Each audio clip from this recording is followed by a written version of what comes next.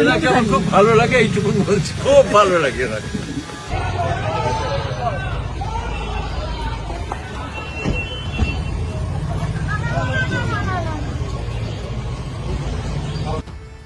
আবারও তীব্র জনরোষের মুখে চোর চোর স্লোগান শুনে বাবা রঞ্জিত মল্লিককে নিয়ে গেলেন কোয়েল মল্লিক।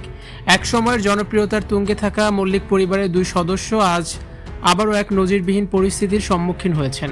একটি অনুষ্ঠানে যোগ দিতে গিয়ে সাধারণ মানুষের তীব্র বিক্ষোভের মুখে পড়েছেন প্রবীণ অভিনেতা রঞ্জিত মল্লিক এবং তার কন্যা কোয়েল মল্লিক। সম্প্রতি একটি অনুষ্ঠানে উপস্থিত হলে সেখানে থাকা জনতা তাদের দেখে চোর চোর এবং জয় শ্রীরাম স্লোগান দিতে শুরু করে। পরিস্থিতি এতটা উত্তপ্ত হয়ে ওঠে যে কোয়েল মল্লিক অস্বস্তি বোধ করতে থাকেন। প্রত্যক্ষদর্শীদের মতে পরিস্থিতির গুরুত্ব বুঝে কোয়েল মল্লিক তার বাবার কানে কানে বলেন, বাপি চলো চলে যাই, ওরা বাজে কথা বলছে। এককালে যে রঞ্জিত মল্লিককে বাংলার মানুষ সম্মানের শিখরে বসিয়েছিলেন, চোখের তারা করে রেখেছিলেন, বর্তমান রাজনীতির পট পরিবর্তনে সেই ছবি অনেকটাই ভিন্ন। বার্ধক্যের কারণে রঞ্জিত মল্লিক এখন কিছুটা শ্রবণ শক্তি হারিয়ে ফেলেছেন এবং শারীরিকভাবেও নুয়ে পড়েছেন। মেয়ের কথা শুনে তিনি দ্রুতই ঘটনাস্থল ত্যাগ করেন। নির্বাচন মিটে যাওয়ার এক সপ্তাহ পার হলেও তৃণমূল কংগ্রেসের সাথে যুক্ত থাকা বা ঘনিষ্ঠতা থাকা তারকাদের প্রতি জনরোষ কমার কোনো লক্ষণই দেখা যাচ্ছে না।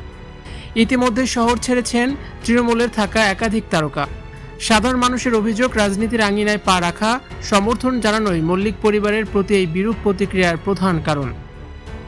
এই সমালোচনা তাদের পিছু ছাড়বে না। সামাজিক যোগাযোগ মাধ্যমে এই ঘটনার খবর ছড়িয়ে পড়তেই মিশ্র প্রতিক্রিয়া দেখা যায়। অনেকের মতে শিল্পীদের ব্যক্তিগত রাজনৈতিক পছন্দ থাকতেই পারে, কিন্তু এভাবে তাদের অপদস্থ করা কাম্য নয়।